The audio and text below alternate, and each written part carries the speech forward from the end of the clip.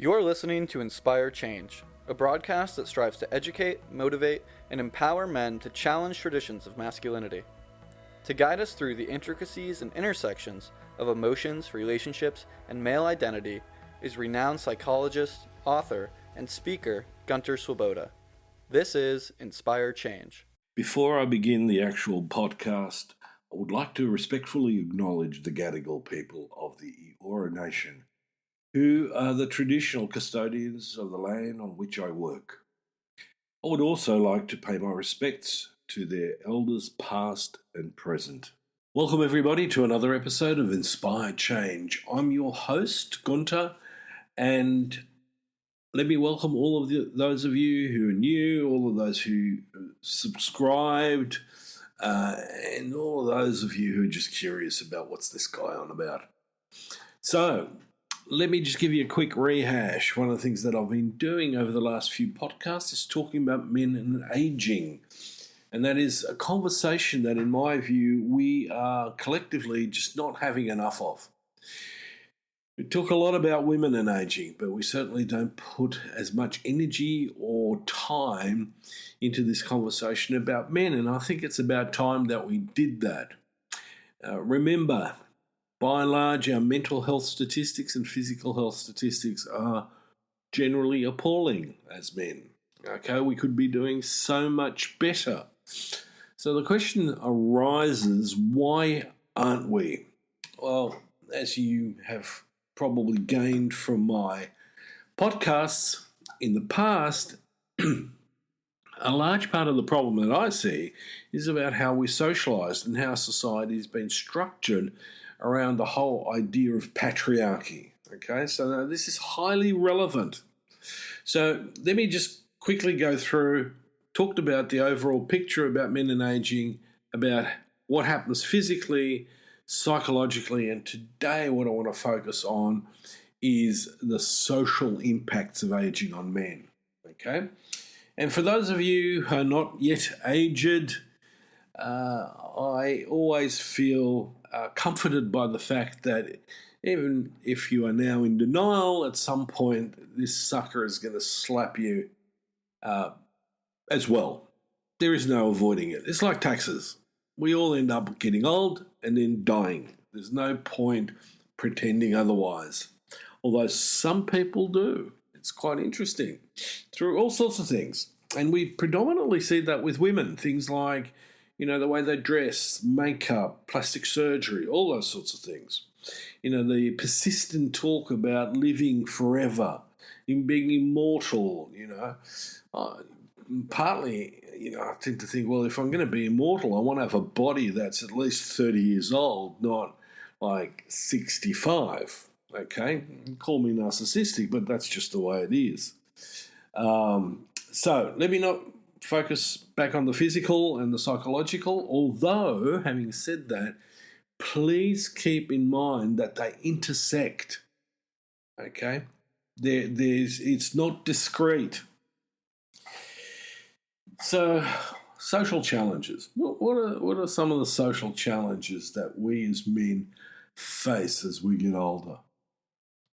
Well, for a start, one of the biggies is that we're facing the fact that we're less competitive in the employment market, whether we like it or not. And I tend to think that this is an issue of ageism, because in many respects I could argue that I'm sharper and more experienced and learn quicker now that I'm 65 than what I was when I was 25. Now, if I was here as my 25-year-old, I would tell you that's rubbish. You know, I'm at the pinnacle of my, you know, youthfulness and exuberance and energy and all that sort of stuff. But I'm not as well psychologically tempered. I have less hubris, right? So some humility actually enables me to get stuff under my belt better because I'm more likely to ask for help. So let me come back to some of the social changes. So, as I've talked about, the problem in our society in terms of employment is that a lot of people see us over the hill by about 50, 55. I do a lot of work with that age group, and they struggle frequently and often resign themselves to the fact they're not going to get, another ladder in the corporate career. So that's one issue.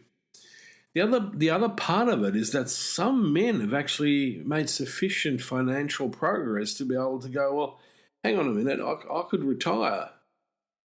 And so some of them do. But one of the things that they discover is that retirement's not necessarily cracked. It's not what it's cracked up to be. You get there. How many times can you go fishing, play golf, take the boat out? Now, for some people, that's enough. They got to a point in their career where they go, I'm done.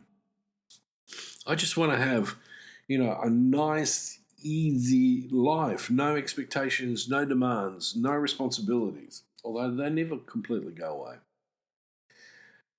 Unfortunately, one of the social changes a lot of us as men face in this particular time. So let me go from 50 onwards.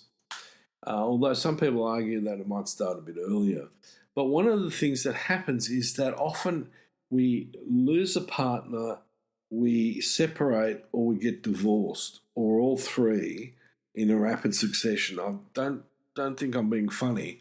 I've worked with people who, separated, then divorced, and then lost their partner in rapid succession. Like we're talking within 5 to 6 years. So you can imagine the impact of that on the person's mental health. So, we then face the idea that I'm staring at a really empty nest. Okay. Normally we talk about empty nest as a couple, but in this instance, a lot of men are facing a complete empty nest. It's just them. The other issue that I see a lot of is that by this stage, we are beginning to lose relations, relatives. We're beginning to lose friends and acquaintances. And it may seem like it wouldn't have much of an emotional impact, but believe me, it does, especially those really, really close to us. Although, again, some men just don't want to show how much impact that's had on them. So loss of loved ones. And I'm going to include acquaintances as well, because there's always a ripple effect. When I hear about someone who's in their 50s or early 60s having a heart attack or a stroke, even if I don't know that person well, it strikes a chord in me. Because, in a way I'm going, okay, therefore the grace of God go I. So I see my aging as a privilege, not as a right, because no matter how much money you got, sometimes that's insufficient to ward off the inevitable. And so, apart from heart attacks and strokes, cancer is the other one. So the consequences of a lot of this is grief, loss and grief, and the emerging sense of loneliness and social isolation. But very importantly, and this is one of the things that's not often discussed, is my social status. It's like that, it starts to evaporate in a way. And the only way a lot of us can, in a sense, save that, either by staying professionally very, very active, or by participating in community projects or clubs that will give us and restore us that social status. Now, one of the things that I want everybody out there to get a very clear message out of this is that these feelings that we have as a result are a standard part of the aging process, and they're not a personal failure. You haven't, in essence, fucked up. It just comes with the territory of getting older and old. So it's really important that we take that on board, because remember from the last episode, I want us to have a more constructive approach to this process of aging. It's a journey. It's a transformation.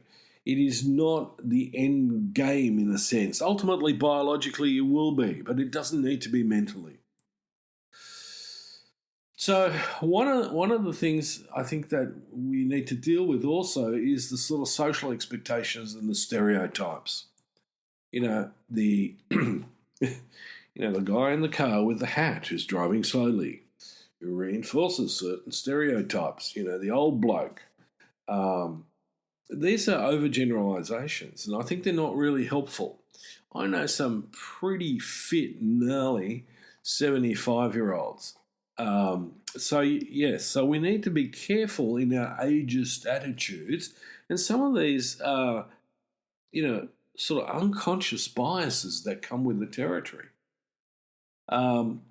Because again, why do a lot of men sort of end up lonely and alienated is because not only are we doing it to ourselves, but there's a lot of attitudes out there who will reinforce that with us. And I think we need to somehow challenge that. At my age, I still work with teenagers and very young men, and I love it. Why? Because I get to tap into a zeitgeist that, I'd be missing out on, so it keeps me in a sense up to date, up to speed in a way with how younger people see the world and what, makes them, interact in particular ways with each other and their perception of the future and what's relevant to them in the here and now. And I think that that's really, really important. And it's a really good antidote to my own self-directed ageism when it comes up. That idea of, everything's going to hurt, and why can't I do this? And, I'm too old to do that. I'm not a big subscriber of that in any way, shape, or form. But I know friends of mine have articulated things like that. Now, luckily, too, I'm surrounded by men and women who challenge themselves in this a lot. So we need to challenge the sort of social ideas and norms that create a negative narrative about aging. And a good way of doing that is to tap into your social network. And if you haven't got one, guys, plug in. If it's going to be, it's up to me. That's the motto. Don't sit back. Don't wait for it to come to you. You go out. And yes, it might be a little bit confronting at times, but just do it. Don't overthink it. It's a bit like, the youth tend to overthink things like asking girls or asking partners out on a date, right? And the agony that they go through. We do similar stuff as we get older. Let's not get carried away in that quagmire of overthinking and ruminating. Action is more important in this context. So I can't stress enough this idea of social connection. It has a massive impact on our health and on our mental well-being. Take up, a project of maintaining your current relationships. Keep in touch with those who love. Rekindle old friendships. Not through Facebook, although Facebook could be a good start, or social media, but actually meet up or call. Make a phone call, don't text. Right? If you're really stuck for a broader social network, do things like, volunteer, join clubs, groups, participate in community activities. In our area, there's actually a whole bunch of stuff going on that really makes a difference. So, cleaning up the beach, cleaning up nature reserves. So the more we stay socially connected, the more likely we are going to be to stay physically active and mentally sharp. So it's that bit I can't stress enough. Okay, so one of the other topics that I want to raise in a very short time, and I know these are sort of condensed conversational click bites about aging, but I want you to use them as, the food for dialogue. Have conversations around this in your social circle, right? Because it doesn't matter how old you are, we're always going to end up in the same place. Now, the question that I get a lot is, how do I deal with loss and transition? And, there's all sorts of myths. You'll get used to it, you'll adapt, it'll stop making a difference. When it comes to grief and loss of a person, I think we just learn how to live with it. I don't think we get over it. In my book, be disrespectful to the person that I've lost. But I also need to acknowledge and validate my emotional reaction. If I feel sad about this, I feel sad. I allow myself to feel that. Now, in some ways, I would argue that's true too. For example, at the end of my career, how can I transition from my intense career or work into something that's less intense but possibly more meaningful? And the other part of it, and this is the one we tend to focus on a lot in some respects, is the loss of our physical abilities. Now, if we switched on, we can compensate for that. We can, one, I can, play smarter, and I can keep my body as good, as flexible, as strong as I can possibly can. Now, some things are going to go, and come in, interfere with that. Okay, so I've had 2 shoulder replacements. My fitness is not what it was before I had the first surgery. So I've had 2 surgeries in a period of about 2.5 years. So I'm really having to work at this. And, other things come into play as well, like things like COVID. That was a bit of a sticking point. But also, having an immune system that's been a bit compromised, so catching things like colds and flus. And at the moment, that stuff's really rampant in our area. So whilst we're utilising our social circle, and let's say we've got a good social circle of age, the same age, then how can we support each other? Well, one of the things that I, want to encourage people to do and go away from this podcast and really think about it is share with one another how you cope. How do you cope with grief and transition? If you need help, seek it out. Give yourself some time to be in touch with these emotions. It's not just grief, it's also just the whole adjustment thing. Remember, one of the things that I talk about that makes us resilient is self-awareness, flexibility, so we can adapt. And aging is about adapting. Again, with my shoulders, I had to learn how to adapt because I had weight restrictions, I couldn't move properly. And so I worked out how to do that. And when someone says to me, oh, yeah, I've got massive problems, with my shoulders too, I can share with them, well, this is what I did to help me. And finally, and this, I want to stress this, please, Google can be of some help sometime in small doses. But some of us along this journey are going to actually need some professional help. That might be a therapist or it could be a support group. Do not be shy to reach out.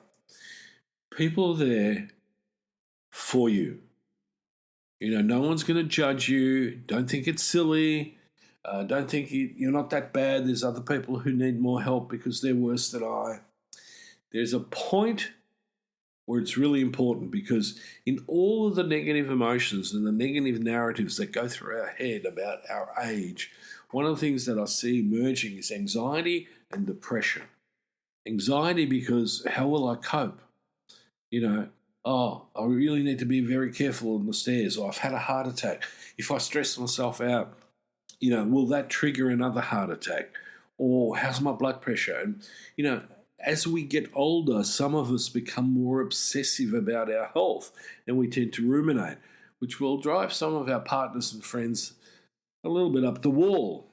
And so it's important, again, to be able to talk this through with someone who's trained, who's professional, and we can sort of go, I'm going to give that burden to this person, but I'm not going to share necessarily all of the depth of it with my partner.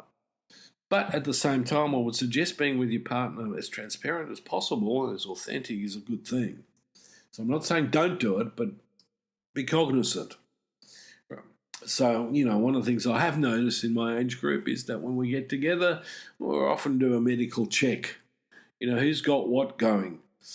Sometimes I'm cool with that. Other times it's just going to go, come on, guys, let's focus on something else. So in conclusion, what am I saying about this? Well, there are social expectations and stigmas that arise that we need to deal with. There are also our own self-directed ageisms. We need to deal with those as well. Most importantly, socially, is don't buy into the norms, the stereotypes, the memes. Create your own sense of what it is to be you at this point in your life. In order to really embrace the social journey of aging, because it could be much richer than what you think. So focus on understanding the social changes, your social changes. Challenge those social norms, maintain and build connections, and process coping with a loss. So in this instance, the whole process can become an experience that is an opportunity for a deepened connection and personal growth, elevation of consciousness. And don't hesitate to help explore that with others. Because, everyone's working on living longer, but is that going to mean a better quality? And at the moment, what I'm seeing is that it's not necessarily, those extra years that we're living, they're not necessarily better quality. If I've got my way, quality outweighs quantity. And on that note, I hope that's been useful. I really want to encourage you to get out there and connect with each other. Doesn't matter whether you're 15, 25, 35, 45. We all have a different experience. I like connecting with younger people about, what sort of transition are you going through at this stage? Some of them are curious about what's happening to me, which I think is really, really healthy. Until next time, this is me signing off. And by the way, if you're really deeply interested in my work, go to www.gunterswoboda.com or www.goodmengreat.com and check me out. And if that interests you, I have no problem with you getting in touch with me. And in fact, it'd be really nice to get a little bit of feedback from the world at large. Until next time, this is me signing off. Thank you for listening to Inspire Change, a broadcast that strives to educate, motivate, and empower men to challenge traditions of masculinity. For more information on the Making Good Men Great movement, or for individual or group coaching sessions with Gunter, visit makinggoodmengreat.com. For inquiries regarding broadcast topics or appearing on the show, email Miranda at noirtainment.com. That's Miranda at NOIRTAINMENT.com.